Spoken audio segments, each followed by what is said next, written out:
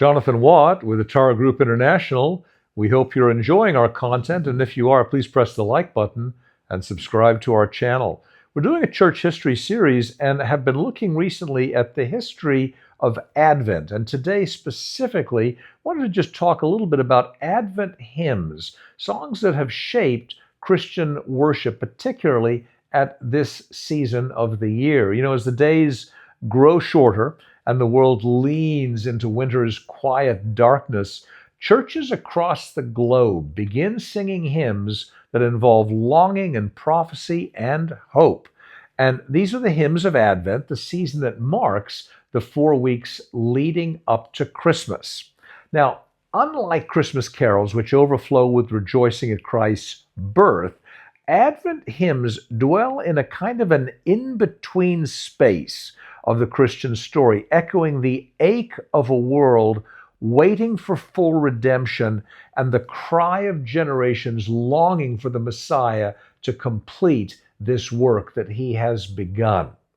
Now, the first Advent songs really involve echoes of ancient Christian worship. The earliest Christians did not have Advent hymns as we know them today. They did have songs of hope. Early hymns recorded in the New Testament, such as the Magnificat, the Benedictus, the Nunc Dimittis, became foundational to Advent's themes of waiting and also fulfillment. So as Christian worship developed, Gregorian chant came to shape much of the early church's musical expression, with modes designed to evoke humility and also encourage yearning. We have the so-called O antiphons, which were medieval poetry that, as we've said, still shapes some of today's hymnody. One of the oldest foundations of Advent hymnody, the O antiphons, dates back to the 6th century. And these involve poetic refrains that were chanted during evening prayers in monasteries the week before Christmas.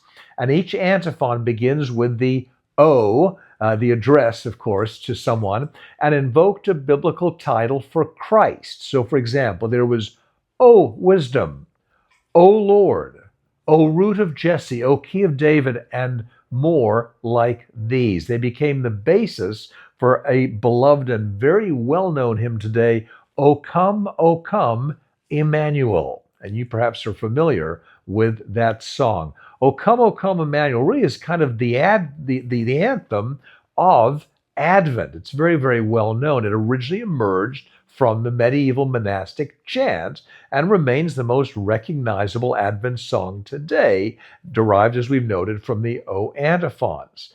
The hymn's English translation came about in the 19th century, which brought it into a wider usage. Its refrain, I bet you'll recognize this, rejoice, rejoice, Emmanuel shall come to thee, O Israel. And it captures the Advent's essence. Christ has come, and yet we still await his final redemption. Remember, there's two comings of Christ, the first and the second. And these Advent songs bring us and string us between that tension. Now, there were Reformation influences on this developing tradition, particularly with Luther and some of the congregational singing he encouraged. The Reformation brought a new era of hymn writing. Martin Luther encouraged congregational singing, inspiring hymns such as Savior of the Nations, Come, based on a Latin hymn by Saint Ambrose, roughly a millennium earlier. Another significant hymn, Comfort, Comfort Ye My People, echoed Isaiah chapter 40 and emphasized God's tender mercy and insistent promise that a day of restoration is coming. Now, there was a kind of Victorian revival, if you will, a new golden age of Advent hymns. The 19th century saw renewed interest in ancient Christian traditions, leading to a flourishing of Advent hymn writing and translation of older versions. Hymns like Lo, He Comes with Clouds Descending, and Hark, A thrilling voice is sounding, and Charles Wesley's well-known "Come Thou Long-Expected Jesus." These enrich the Advent worship with themes of preparation, anticipation, and of course, enduring and insistent hope.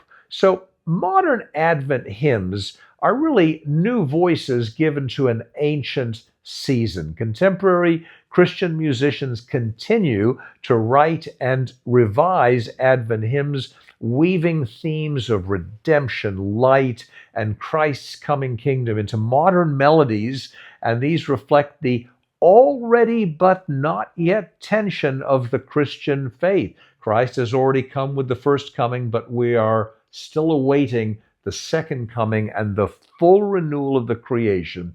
These show that Advent hymnody is a living and still evolving tradition. If you would like a resource for exploring Advent hymns further, you can consider Hymns of Advent and Christmas by Hal Hobson. It's a helpful resource that explores the background, the theology, the musical structure of beloved Advent hymns. It's ideal for musicians, worship leaders, anyone who loves sacred music. It's available on Amazon. And we have an invitation to you from Atara Group International. We love to work with groups and churches of all styles and sizes, and we're committed to helping churches, small groups, ministry leaders deepen their understanding of Christian history and worship and spiritual formation. And we offer workshops, Bible study, leadership training, seminars that explore the richness of the Christian tradition. Please visit us at ataragroupinternational.org and learn more and perhaps schedule an event with us.